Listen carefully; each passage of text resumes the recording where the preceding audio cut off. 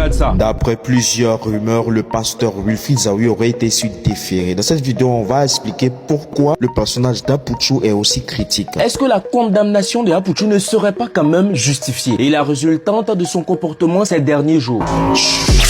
Ça va tellement bien se passer.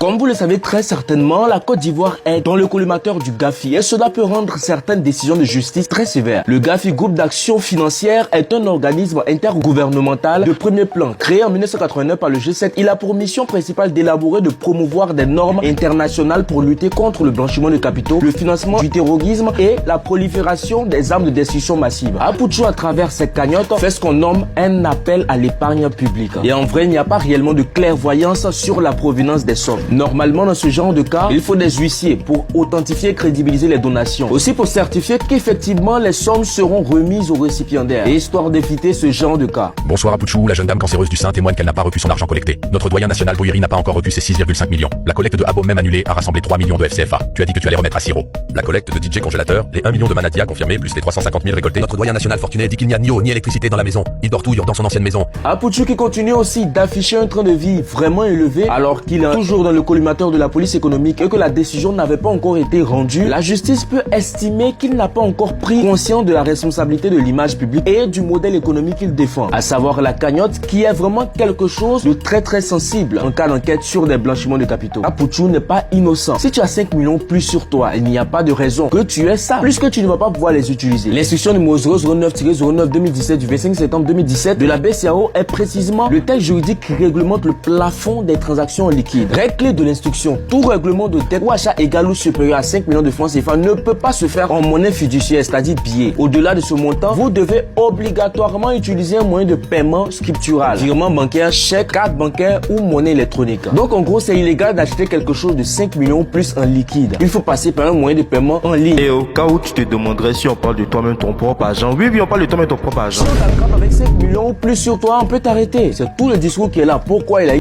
millions sur lui? Pour se dédouaner, il a dit que non, c'était pour Lionel PCS. Donc, vu que, selon eux, les explications de Lionel PCS sont pas crédibles et que si l'argent n'est pas en banque, c'est qu'il ne peut pas justifier la provenance des fonds parce qu'effectivement, avant de déposer l'argent en banque, il faut justifier la provenance. C'est pour ça que Lionel PCS aujourd'hui est dans Ramba et que Apouchou est un personnage si problématique qui apparemment aurait créé aussi de gros problèmes au pasteur Zawi. Fun fact, un abonné sur Facebook. Apouchou est le guide de la FBI. Voilà pourquoi son surnom est le guide.